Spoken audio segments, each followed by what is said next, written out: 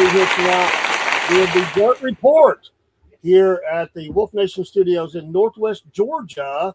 We've got Cornbread Man, we've got Biscuit Boy, we have now Sir Chaser.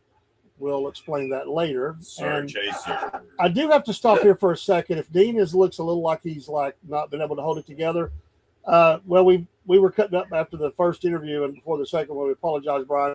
But Dean liked it. He wanted to inform us that he ate Crystals for breakfast today. Yeah. And Crystals is like White Castle, if you don't know what that is. And he ate that for breakfast. I don't know what kind of a stomach this guy's got. Thanks, y'all. Thanks, y'all. You're welcome. Thank you for posting. I can tell you what kind of stomach he's got. Thank you for posting that on air, Dave. Thank you. You're welcome. Because you can smell his stomach, I guess, from over there on the couch. Thank y'all. Brian, just be glad it's not smell-o-vision. And our special guest is Brian Gladden, Gladden Motorsports. And we're glad to have you, Brian. I'm sorry for the delay. We've had storms, rain, everything has happened, and it happens occasionally, and just happened yesterday. It has been a week of chaos. I lost my wife a week ago Sunday, and that we've been dealt with all that, the funeral, and everything, and then we've just said it just seems like stuff has just hit us left and right.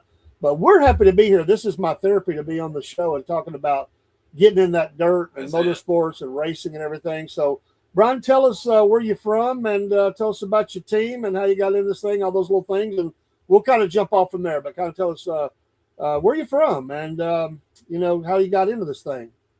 I'm from Salisbury, Maryland. Originally, I was from Delmar, but I moved to Salisbury. And my adventure as far as dirt track racing started when I was about 7 years old. My grandfather. Oh, you're the youngin'.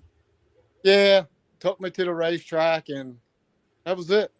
I knew that was something I wanted to do, and I just went from there. Yep, I went from there and started in go-kart racing and went all through those channels for years and built my first street stop from scratch when I was 16 years old. So, yeah, I mean, it's been a long journey. I'm 57, so I've been in it for quite a while. That's great. How fast did those karts go when you were racing them? What kind of speeds did y'all hit with the go-karts? On the dirt, I'm thinking somewhere around probably like 60, but sitting low to the ground, you felt like you were going 100. 160, yeah.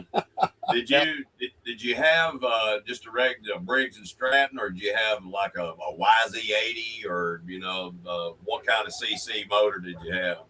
Well, actually, when I first started go-karts, I was racing for a friend of my grandfather's, and back then they didn't have a kids class, so I had to race with the adults, and they raced the two-strokes. Okay.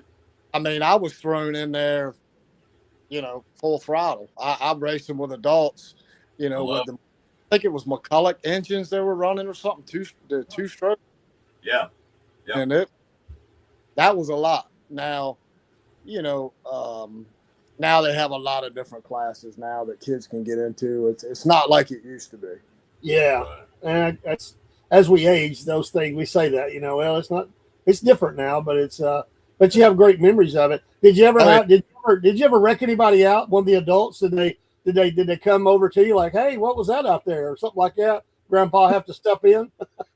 No, but I can tell you that a lot of the guys that I raced with in go-karts, I was still in go-karts where they were a lot older than me, and I could go to the big track after they were through racing go-karts, and they would be racing big cars. So that was a good feeling that, hey, look, I've been out here racing. I'm only 11, 12 years old, racing with guys, racing go-karts on a Friday night and then turning around and racing big cars on a Saturday night. So that was pretty cool. What a transition. Yeah, heck yeah. So what are you racing today? What is Gladden Motorsports? What are you racing today? Well, basically, what we have now is we have a 602 crate dirt modified Northeastern style. Now, I think you guys are more used to the IMCA out there where you're at, or Well, it's a little bit. It depends on the track. Yeah. There's a lot of different classes of things that are running here. Depends on where we go. See, we don't have any in our town anymore. We Yeah, have to they go out of closed town. down. All of them closed down in this general area, which is frustrating to us. And we want to bring excitement back in this area Yeah. and hope that we can get more here. But two of the biggest tracks we had closed down over the last few years. So you have to go about an hour away, I think, to get to the closest ones that we have. Is that I-75 or something like that? I-75, North Georgia, it's down around Chatsworth, and over in Alabama. There's a couple of others, but that's about, so there's a lot of different classes, and they're putting some people in the seats too. I mean, we're seeing good crowds at these tracks. What are you seeing when you race? How's the crowds doing? Well, see, that's the thing. Spectators, we're not getting a lot of spectators. I have 3 tracks within a 30-mile radius of me. Wow. And they're all running different. They're running different nights, different weeks. So it's all working out to where, one track will run this week, and then the next track will run the following week. They won't race against one another. But unless it's a big show like a Lucas show or a dirt show, we're not getting any spectators. It's nothing like it used to be. And I guess the trickle down effect where, hey, a family can't afford $25 a night, or $25 for each.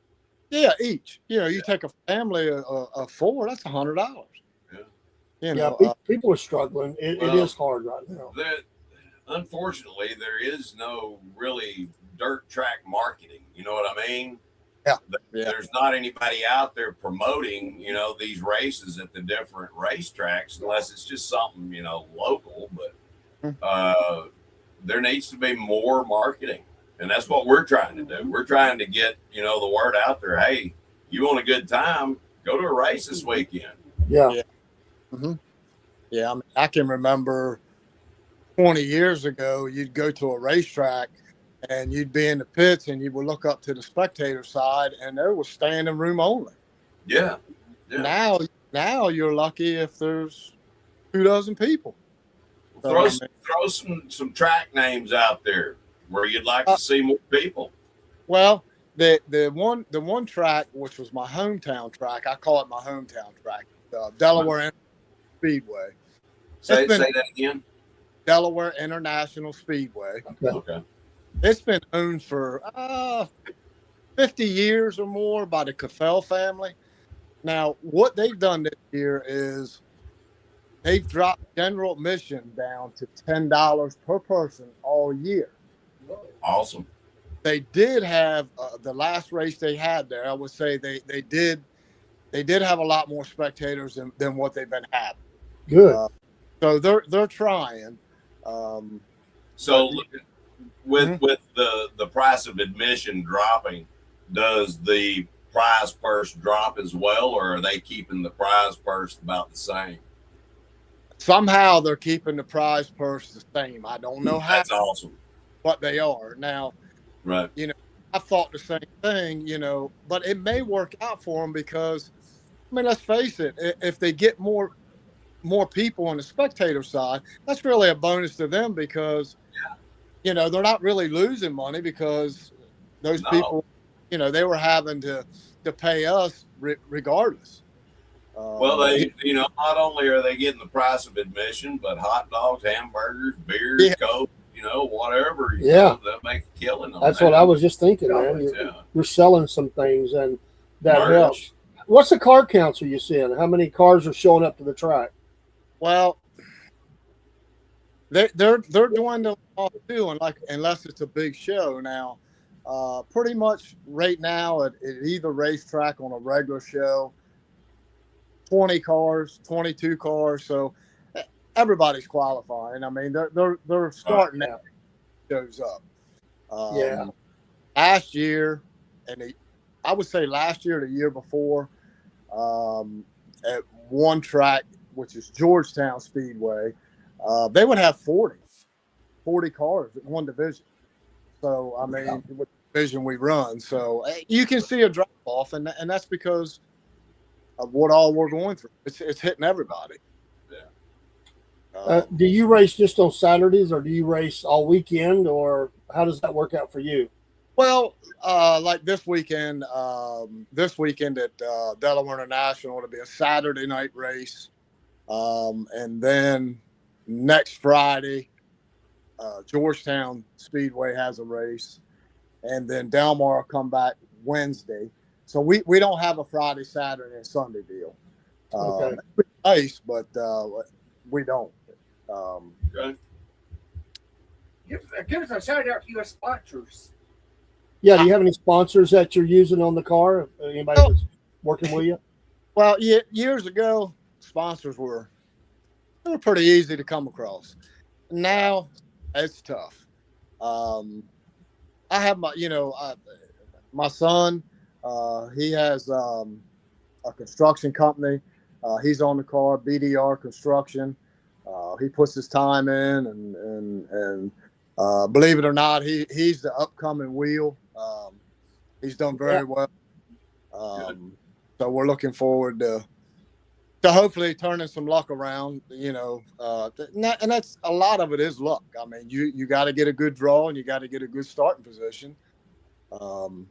And I have my brother-in-law here in K&B Auto in Delmar, Delaware. And I would say he's a lot of help. So, Awesome. But that's about it. Sponsors are hard to find. Yeah.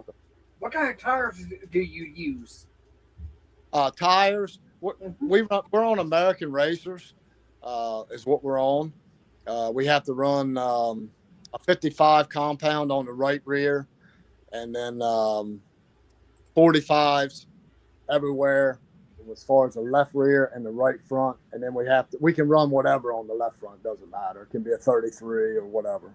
So, Brian, if you don't mind, would you explain to our listeners what you mean by a 45 compound? Because I'm sure they probably don't know what that means. Well, but basically your 45 it's a tire hardness.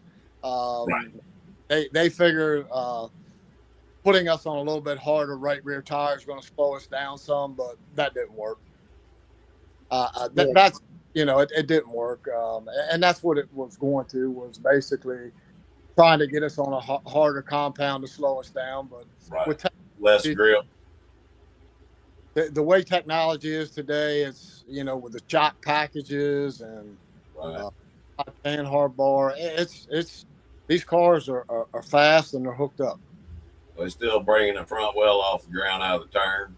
Yep, more left turns up or left fronts up in the air. There you go. What kind of fuel are you using in this particular class? Well, we can run VP fuel, 100 octane. You can run a lot of different fuels, different brands. I like airplane fuel. Basically, it's 100 octane, and it's half the price of VP.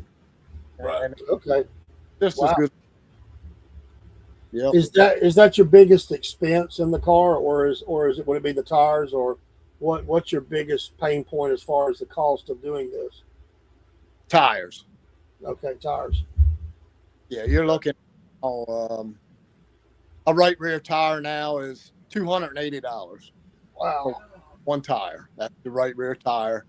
And the one of the tracks we run at, that tire at the end of the night is no good. Well, people don't realize how much pressure is on that tire. Yeah. I mean, it's got the weight, it's got the spin, it's everything's going on that back tire. Mm-hmm. Yeah. Yep. So, have you been able to win some races along the way in your career? Yes. Yeah, I've been very fortunate. Like I said, when I got into the big car part of it, I was lucky enough at a young age to be around a lot of guys that were a lot older than me, that had been in racing, and that's where I learned basically everything. I was very fortunate and was able to win a lot of races, be involved with guys that have won a lot of races, championships. So yeah, I've been fortunate there. Great. I love it. What about wrecks? Have you had a bad wreck before on the track at any of your races you've done, or have you seen some that in the racing that you've done? Well, I've seen a lot of bad wrecks. I've seen some that guys didn't walk away from. Oh. And they're, right here at at a local track. So yeah, I've seen a lot of bad wrecks. As far as being involved in any bad wrecks, I did hit the wall pretty hard at Delaware International years ago. But unfortunately that wasn't in my car. I had problems with my car, and Craig Mullins let me drive his backup car, and I ended up into the wall pretty hard and bent the back on it. And so I kind of learned my lesson about borrowing somebody else's car. Yeah, I bet. Yeah, I bet. But nothing. I mean, and that you're going to see a lot of bad wrecks, as far as racing. I mean, in the dirt, it's going to happen. You don't want to see it happen, but it's going to happen. It's nature of the beast. What kind of safety rules are you seeing at like your home track? What kind of safety? You don't have to go through every little thing, but what is the main safety features for the track is ensuring that every driver is doing before they get on that track or as they get on the track? Safety. I mean, your seatbelts have to be up, up to date. Some tracks are requiring an inboard fire system on the car, which will self-activate if there's a fire. You have to have one in the engine compartment and one in the fuel compartment. So that's a big help there, because I have seen some wrecks with some bad fires and don't know how the guys got out. Really. That would scare me right there. But I don't like fire, but you're strapped in and you got this fire, and you're trying to trying to get out of the car, and the fire is spreading as the gas is moving or whatever. That would be scary. I would think that would be. Are those systems expensive to have in the car? Yeah, you're looking at about new for the bottle and the lines and everything. They're around $1,000 to $1,200 new. You can find them used for $750 probably to $800. But I mean, when you sit and think about it, really, I think that all cars should have it in there. Really, they really. I agree. Yeah. If you were the Hans device, the Hans device. Right. Yes. Yep. And that should be mandatory too. Yeah, those things have saved a lot of neck injuries, put it that way. But beyond that, and unfortunately, that all came along when we lost, I feel, the best NASCAR driver there ever was. Mm-hmm. Yep. Yeah. That's where the Hans device came from. Yeah. Because of his Dale's accident, and that's a shame. It really is. Looking at that accident, when I watched it, I thought, well, I wasn't worried about him dying in it because it didn't look like he hit that hard, Right. But people don't realize how fast some cars are going. And what about disqualifications? Have you failed a pre-race, or you get there at the end and they kick your car out? Have you ever had that happen? And what was you disqualified for? No, I've never had that happen. And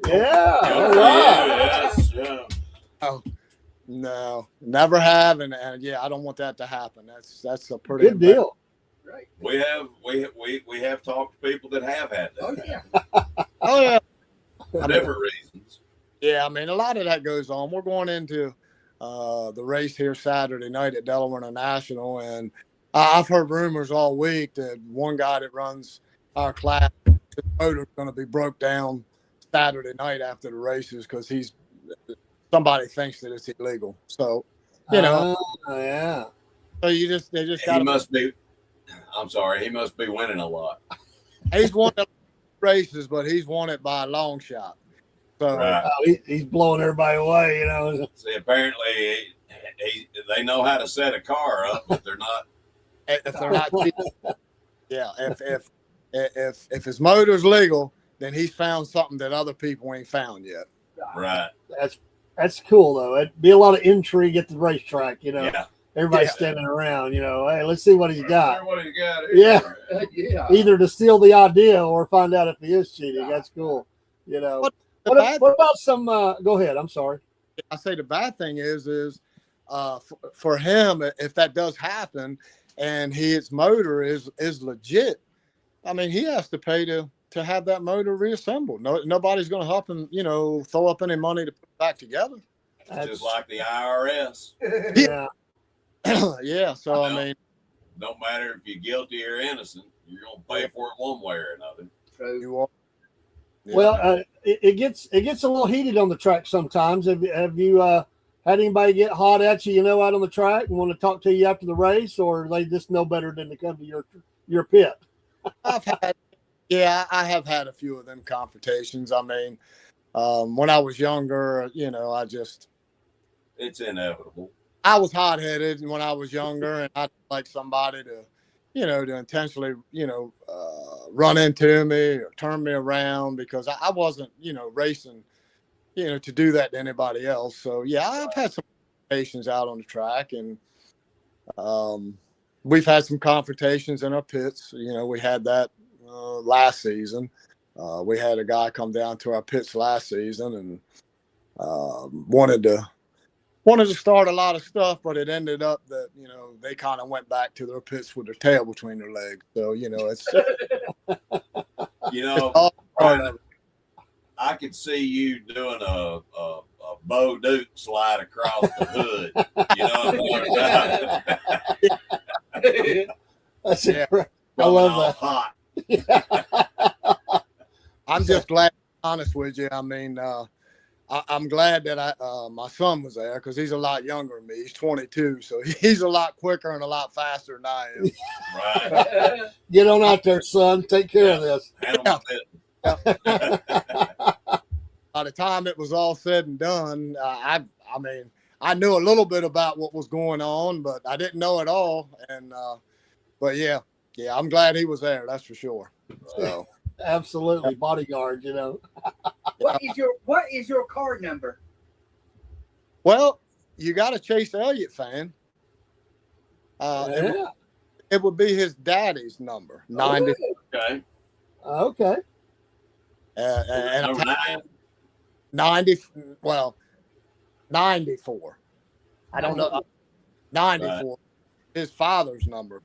Yes, Yeah. yes. 94. I knew it had 9 in it. The old McDonald's car. Oh, McDonald's oh, 94. well. Yeah. Yeah. If I'm not mistaken, doesn't Bill still have the fastest lap in NASCAR history, and they don't think it'll ever be broken because of restricted plates. Yeah, it's like 212, wasn't it? 212. 212, Yeah. 214, somewhere in there. Yeah, they take Yep, I Wow. do believe you are correct on that. And yep, that's where I basically picked up that number. I was a Bill Elliott fan, and you know, So he's from down here in his Chase neck of the woods. Yeah, Excuse me. Dawsonville. Yeah. yeah, he's down there where you guys are at somewhere. Yes. Oh yeah. That's Awesome right. Bill. What are you hauling that thing around with? What kind? You got a trailer? What are you pulling that car up there with? Well, what we've done, we've had a toter hauler last year, and it was an open toter, you know, like a ramp deal. Right. And we had a guy from North Carolina that he wanted to buy it, and he kept bugging us about buying it, so we sold that to him. For the last couple races, we did an open trailer, and right now that's what we're doing. We're looking to get another enclosed trailer. Okay. But we just, you know, it's local, so we don't have that far to go. So As far as the pits go, I always liked having an open trailer because it gives you somewhere to sit and watch a race. yes. You know what I mean? When I was a kid, I used to love to sit in the grandstands and watch the cars come in on open trailers because I could see them. Yeah. You know, Right. There was a guy that he come in every week. He was from New Jersey, and this is the God's honest truth. He brought his car in the back of a garbage truck. Really? Yes. Wow. Yes. He had it rigged up to where he could get his car in the back of a garbage truck, and that's what he hauled that thing from New Jersey to Delaware with every That is Saturday. hilarious. That sounds like something somebody in Alabama would do. I love that. Yeah. Jersey, That's who would have thought ingenuity it? at its best. That's right. Yeah. That's cool. I've Yeah. never heard that I ain't before. either. There's rednecks all over the country. Yeah. Yeah. Hey, But- country boys got to survive, man. I mean, you know. Right. Hey, you got to. Ottawa people. Oh, Yeah. Paul would do that. There's no denying he would. If he's more capable of buying now, but back in the day, there's no doubt he would have done that. Oh yeah. I know it.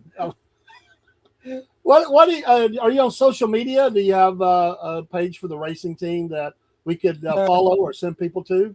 No, I don't. I don't. I don't do much with social media. Probably because I don't understand it. You know, I mean, Yeah. Facebook. I'm with you, brother. Yeah, Facebook I'm okay with. I can get around on that a little bit, but these new phones and stuff, I can get lost pretty quick. Like when I was trying to sign in to get on your show, I was struggling, but I made it. You made it. That's all that matters. Well, if you ever get any videos or anything that somebody films for you, send them to us and we'll air them during the show Definitely. and give you a spotlight. Do y'all have any merch items or anything you're doing, like shirts or hats or anything? No, not We're doing gonna have to it. help you get off the ground here. Yeah, We're gonna have to yeah. get you some merch items. Yeah, We'll be the first ones to buy. Yes. We're gonna have to get you into the modern age here, Brian. Yes. yeah. The modern age. He's Now- just a racer. He says, I ain't in all that mess. I just want to race. Let me drive. Well, believe it or not, you know, in the 90s, you know, I did do T-shirts in the 90s, and I did very well at it. Bet. Only it helped buy things for the car, but it's just today, you know, you got to be conservative with your money. You know, Yeah. look, when you go to the grocery store now, you get one bag, it's $100. I know that's right. Oh, I mean, you stop to the gas pump now. I just paid $4.49 a gallon tonight on the way home from work I don't know. for regular gas.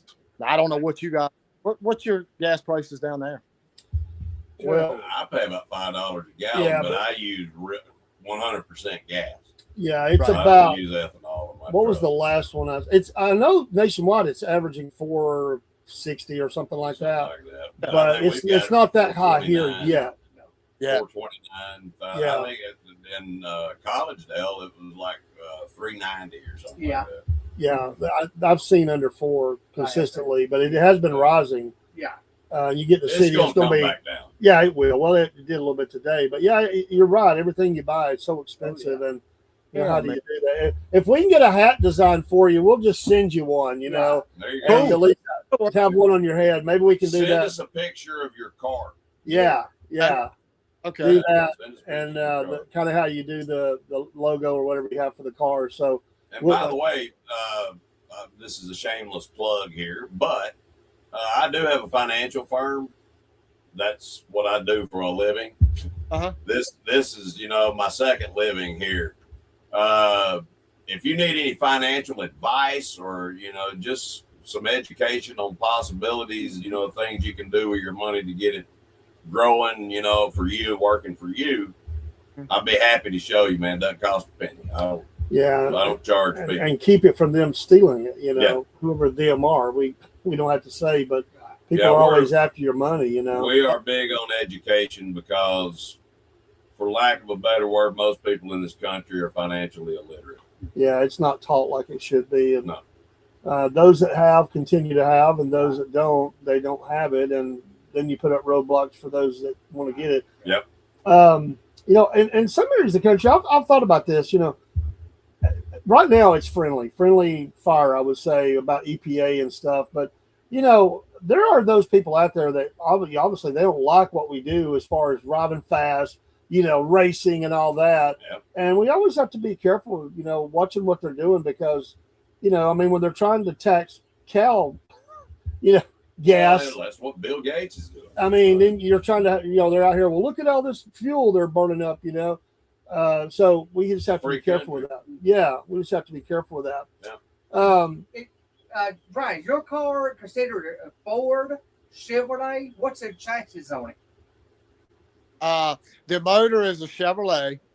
The actual frame is built by a Canadian company, Bicknell Racing Products, and they've been frames for a very long time. Oh yeah, They're pretty much.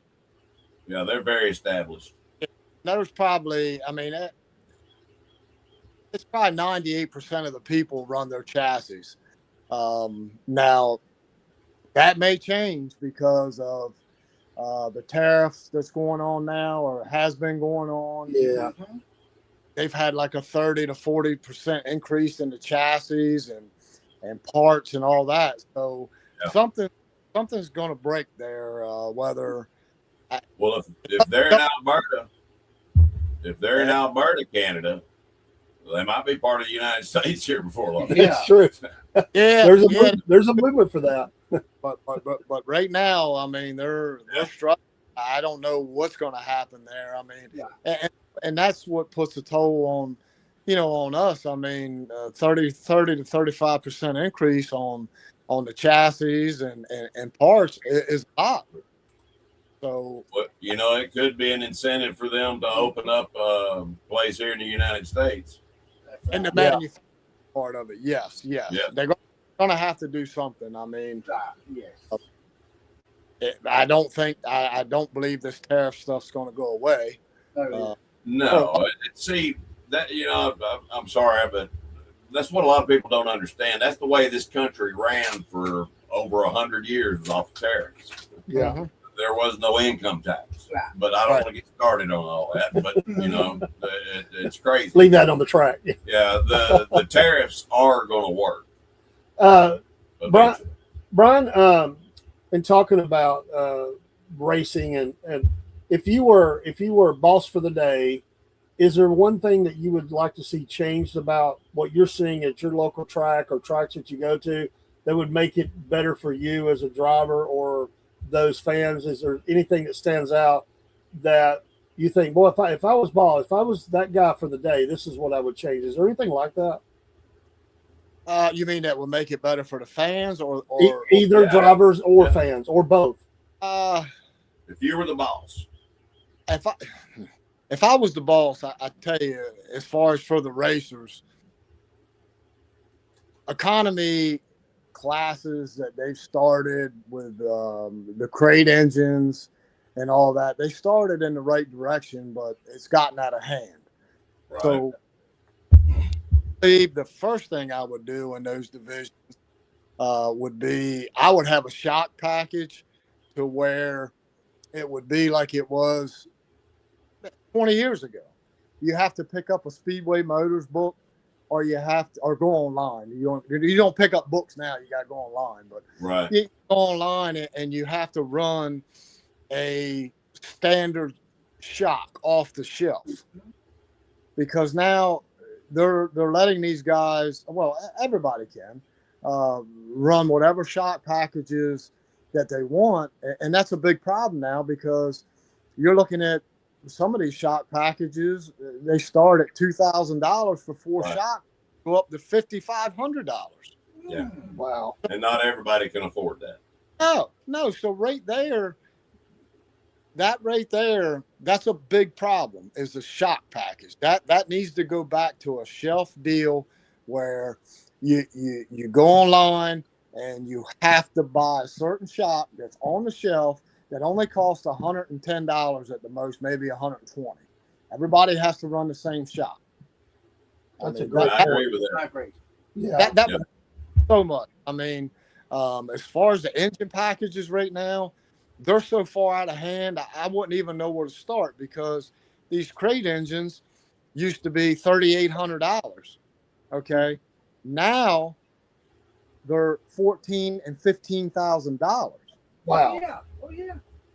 So That's I crazy. mean, yeah. So nothing's changed as far as the engine itself. It's everybody that's got their hands into them. Hey, Yeah. And I don't want to start talking about engine builders and stuff like that because then, I may, start something that. Yeah. But, Yeah. but I think that's the biggest problem is when they open the can of worms, when they let a lot of these engine builders start putting their hands on them and dynoing them and saying they've done this and done that.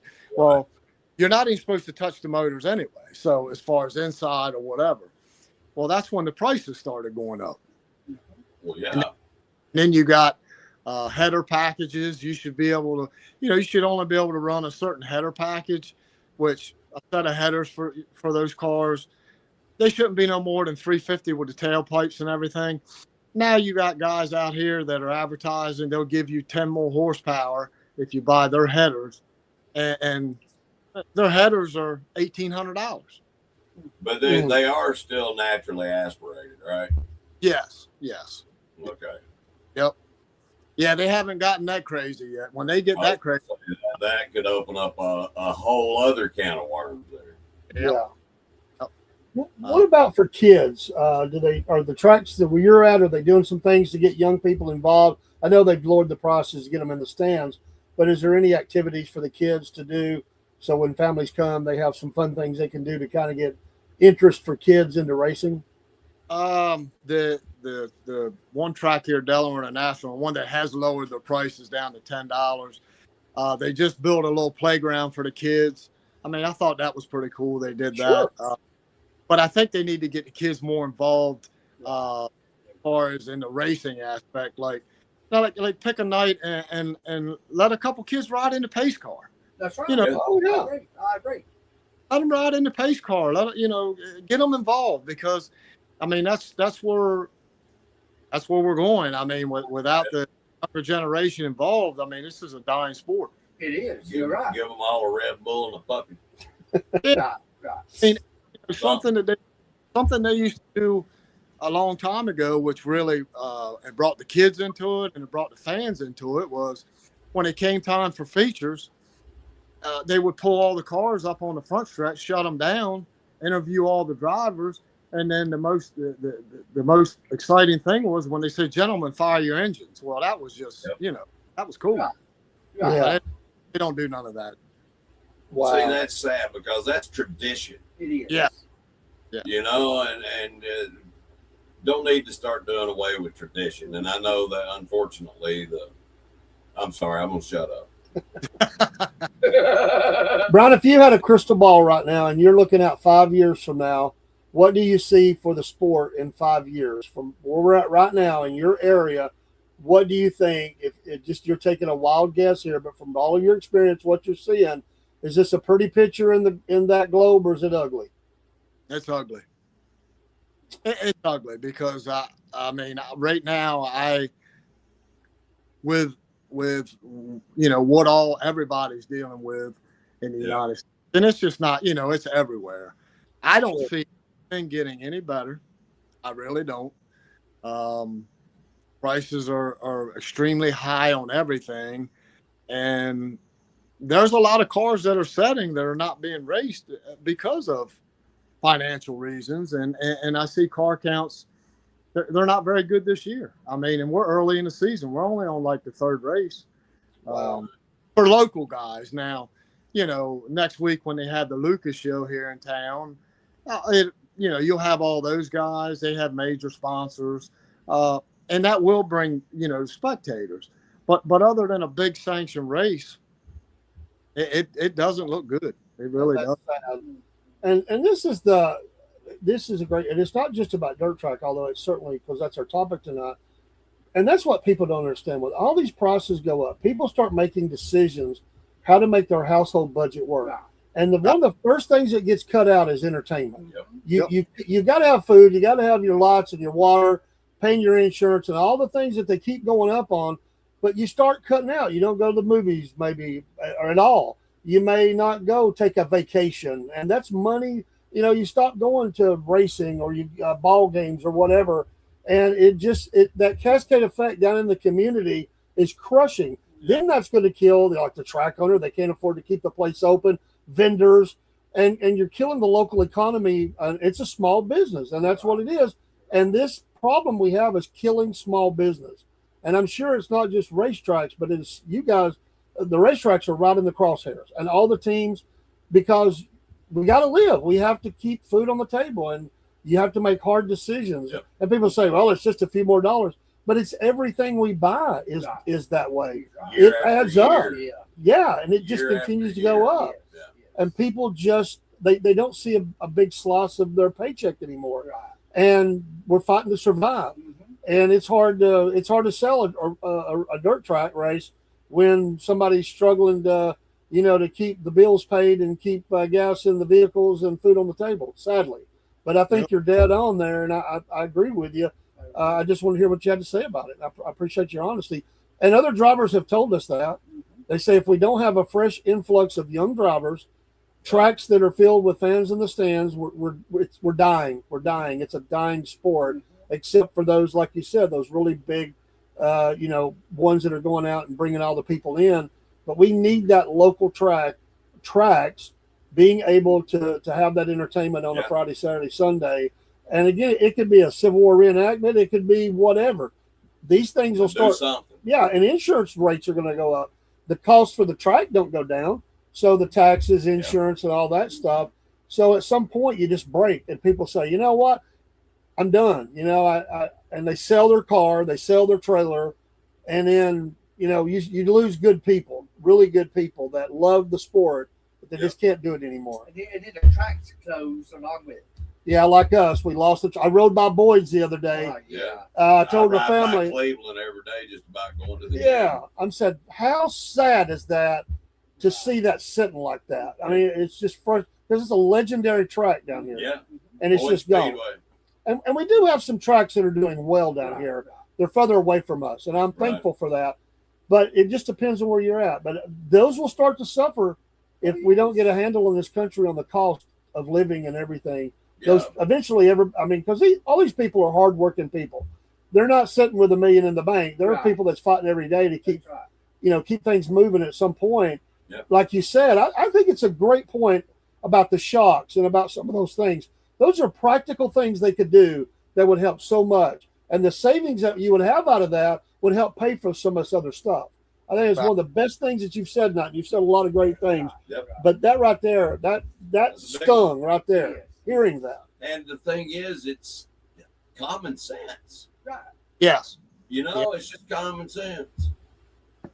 I mean, Something you don't see every day is common sense anymore.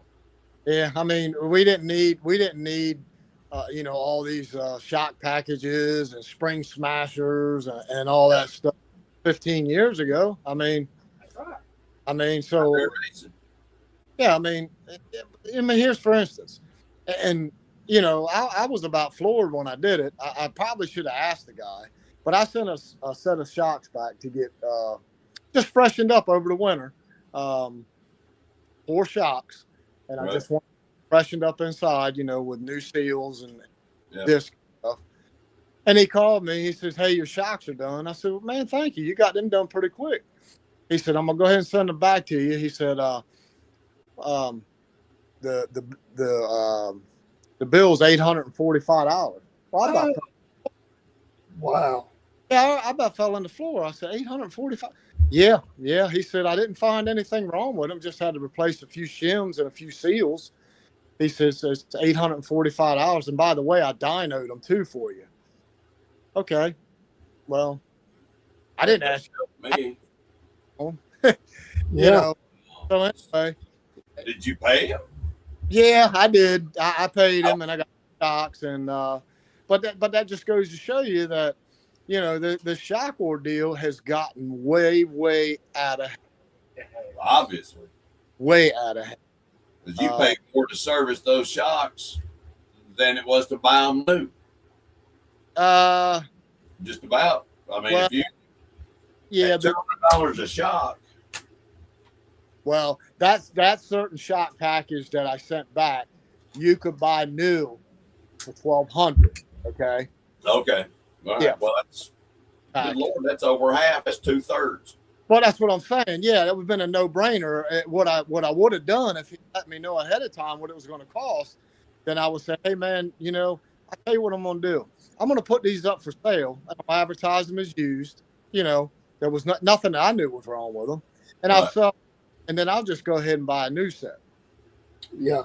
Before I spend $845. Yeah. To have them refurbished. Yeah, I mean, it's just like I said. I think these tracks need a shock package. It needs off the shelf.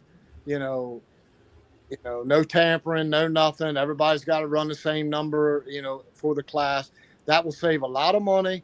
And then the racers can put that money in a new right rear tire or fuel or whatever they need. I mean, new carburetor.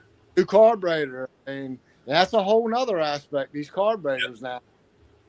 You go from now you got all these carburetor builders, and average 650 carburetor now is $2,000. Oh, Wow. Yeah. So I mean, it's just there's. I remember when you get one for $100. Yeah, I remember that. I know, but yeah. see, there's another issue. Wow. It's That's crazy. Yeah. Wow. But somebody's getting the money, but it ain't. exactly. At some point, it Hey, breaks the you. best place to go to the junkyard. Yeah. Yeah. I mean, it's just, Support it yourself. You know. and they could I think, but as far as I think I would start if I was boss for the night. I would start at the shock package, and then I would work my way. Work your way up. Yep, that would be, that would help out a lot of racers, and because I see guys. I mean, I've never had big money sponsors, this, that, and the other. You pretty much, if you're 100% into racing, you're going to spend what you can to make it to the track and try to be competitive. So, but I see a lot of guys that struggle and really shouldn't even be there. But they just love it. So, I mean, but something's got to change. If you're not in contention every week, you got to win something. You got to win. Yeah. And, you go there and you got to finish, top 10 to get, let's see, I think 10 in this one division, which is division we run in. I think you get $115 for 10. Well, that don't. yeah, that's good. That might pay for your gas. Yeah. And so you got to add this up. Your entry fee just to get in the pits per person is $45. Wow. So you're not going to get ahead, but you got to be up there pretty good to get some money. Yeah. So Yeah. Well, God bless you for keeping on, man. I mean, Yeah. keeping the dream alive and trying hard. We wish you the best in this, and we hope We're going things to try get to help better. you out. Send us a picture. Yeah. Okay. All right. And, maybe, does your son's construction company have a logo? Yes. Send us a picture of Yeah. that as well, and, whatever else, and we'll see what we can do. Okay. Yeah. Now, where would I send that to as far as to? We'll get you all that. Yeah. Just Okay. yeah. You can send it by email or by Yeah. phone or however, whatever's easiest for you. We'll work it out from there. Okay. We'll Yes. meet you halfway. Yeah. You can drive that garbage truck up, Paul. Hey, there you go. I'll drive the garbage truck. And he just had to be from Jersey, right? I mean, I just think that's funny that it's from Yeah. Jersey. That sounds like a Jersey kind of thing. That Wow. just cracks me up. I'll tell you his name. You guys are bored one day. You can Google it. His name was Ronnie Paulson, and his car was PB. Now you can PB. Google PB. Yep. And like I said, his name was Ronnie Paulson, and you can Google that, and it will come up. There is a picture of him back in the day hauling his car into a racetrack in the back of a garbage truck. That's awesome. And let me tell you, he win races too. So I yeah. love it. I love it. I want to talk to this guy. Wow. I don't know Yeah. around anymore. This was a long time ago. Yeah. Well, we might. Maybe. That might have just been a gimmick. Yeah. But then again, it could have been like we were talking about redneck ingenuity. Hey, you got to do what you got to do. You know. Gonna do Yep, that's for sure. No matter where you're from.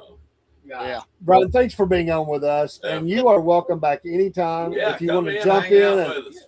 share Yeah, some stories. You're always welcome. That's what we Yes. tell our guests. Just let us know if we're doing a show and you just want to jump in. We'll send you a link while Right, man. we're live. Right. Oh, And we okay. love your family now, so we Yes. just want to let you know that. And we hope it's been a good experience for you, even though we had to delay a little bit and you had a little bit of trouble getting in. I hope that now that you see that, hey, because you're a guy that can get it done. I see that. So I think just know that. I think it's a good thing that you guys are doing. You know that you guys are doing, and hey, I'm glad just somebody found me to be on your show. I mean, that's hey. That would be Sir Chaser there. Sir Chaser. That's him. He Thank finds them. Sometimes they ask us, "How did you find me?" I said, "Well, it's Chaser." We put the bloodhound on. Yeah, right. That's where I was, kind of thinking, and I got the call. I was like, now how did they find me? I'm sitting there thinking that. Well, Facebook, friends, Facebook. Yeah, Yeah. We just keep looking around and see who That's right. pops up. That's right. And we get lucky and get a few that'll say, "Well, we'll give them old rednecks down there in Georgia a chance," But I will tell you this, Brian. I do believe that every meeting is ordained, Yeah. Amen. Yes. and this was definitely an ordained meeting, Yeah. and it's been a pleasure. It has been a pleasure. We appreciate you, brother, and safety and best wishes to you and your son and the team. And we just wish the best for you. And we'll take this interview and we'll air it out several times. And people get to hear a little bit more about Gladden Motorsports and what you're doing and what you've been doing. So your story's being told. Go ahead, Paul. I've got one more question before we go, Okay. All right. and this is putting you on the spot. Okay. But do you know Jesus Christ as your personal Savior? Yes. Amen. Amen. Amen. That's one of the good things about this show is we get to witness to people and speak the word of God out in the open. That's right. Amen. He is our Lord and Savior. And this is one podcast that'll pray for you. So Yeah, we're That's praying exactly for you. right. God will bring you across our mind, and we'll be praying for That's right. you. And we don't even know what might need prayer for, but God does, and He'll That's cross your name across us, and we'll say, "Hey, let's pray for Brian." So, and his son. What's your son's name, by the way? Jacob. Jacob. Okay, great. Want to Yeah. make sure. Sometimes I used to be guilty of that when I was young. I'd say, "I'm David. This is my wife." It's me like I have a name, and I'd say, "Oh, I know. I just didn't mean it that way." Hey, well, Well, at least you never introduced her by the wrong name. Uh-oh. Would be in I- trouble. But I Uh-oh.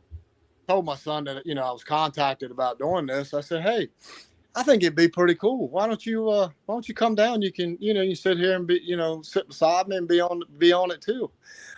No, that's what he said. He's shy. Let's put it that way. Yeah. Right. Believe it or not, I am too, and I think What? Chaser is a little bit. Yeah, We got used to it. Yeah. We just say, "Heck, let's go for it," Right. So I don't think it's there's just a shy bone. conversation. And we got people that watch us across the world. We never know who's going to pick up the show, who's going to watch it when replay it, because replay it as a live. They think it's going live right then. Right. And there are people all over the world that have contacted us. It amazes me, but your Yeah. story will touch around the You world, never know who literally. it's going to hit. So we thank you for being here, and it'll help somebody. Somebody's going to think of remember your name and say, "Hey, I like that." You may inspire a young man to race or something like that. So, or somebody who's used to be in it to get back in it, Right. and maybe just maybe we'll inspire somebody to get that shock package worked out. Yeah. Yeah. What we Yeah, need, then we'll all be happy. Right. definitely. That's what we need. That's for sure. I mean, it's just if things keep rising, the dirt track racing is it's like we talked about. It's going to be ugly if things. Hey, keep We're on a mission. one last question on that. Who makes that decision? Is that an association, dirt track association, the track itself? Who's making those rules like that? Who is that? Yeah, who's the governing body?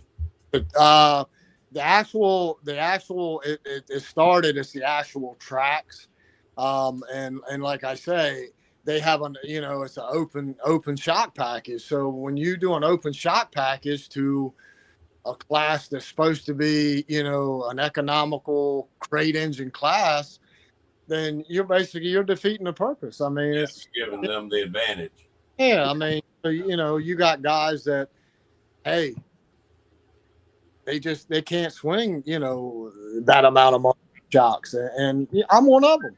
I mean, there's no way. I mean, I think back to that movie. What was it? Six Pack, wasn't it? When Kenny Rogers and the kids kids were going out there and they were getting the heads off this guy's engine. That movie was great. I'm not saying it's realistic, but I love the movie because he was working on a budget, and them kids are like, he's our gravy train. We're going to take care of him. Yeah. So they went out and borrowed a guy's heads.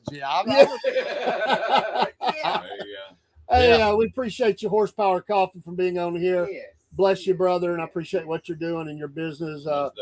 Coffees and energy drinks, all that. Matter of fact, I keep it here on my desk, so I won't forget it. The strawberry, the kicking strawberry. Tell you what, Brian, that stuff right there. Awesome. It is awesome. It is. I try to share it as often as I can. I saved this one. I got to order some more. Yeah. I've got some teas as well that are awesome. Go to horsepowercoffee.com, I believe is what it is. And they've got all kinds of stuff. He's a good guy. Strawberry is the best. They're connected to racing, and that's their target. And they're doing this. What is it, Brent? It's the wrestling fundraiser. You're a part of the Heart Foundation, wasn't it? Correct me if I'm wrong. We talked about that the other night, but I know y'all got a thing going for that. But anyway, great people. Appreciate you stopping by. Brian, thank you so much. We appreciate you. And you have please come back. Yeah, please come back and have a wonderful evening. Yes, sir. Yep. Thank you. Thank you, guys. You are welcome. We salute you. Yes. And thank you, folks. And we'll say goodnight. We'll bring everybody down and we'll put the music up and end the show. And I hope everybody has a good evening. It's been stormy and I'm sure there's a lot of flooded roads around here. It's been bad. Yeah. I mean, we went from a drought to monsoon season. I'm serious. It has been ugly, the amount of rain that has fell. We wanted some rain, but I don't know about that. I wish I still kayak. Hey, Dave. Yes. Horsepower Coffee sent you a link. I see it. Thank you for letting me know that. Check out our Facebook for our link, and we work with the Owen Hart. Yes. The Owen Hart, Owen Hart, the Owen Hart Foundation. Yes. Thank you. I wanted clarification. I don't want to say the wrong thing. And they do. You go to Facebook, and they'll take care of it from there. Good people, great people. Yep. We appreciate you. And this is what this show is. It's about bringing on great people. All right, folks. Good night.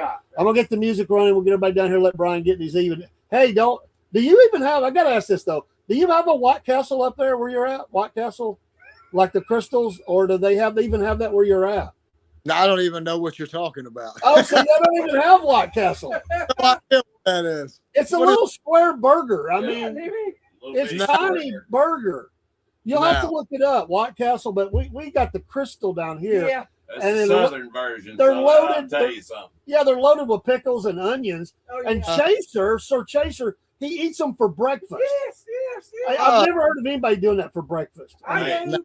They're nicknamed Gut Bomb. Gut Bomb. That's their nickname. I will tell you what, they are delicious. Yes, they are. But not for breakfast. But I hate the after effects. Oh, my goodness. Good night, everybody. We're out of here. Peace.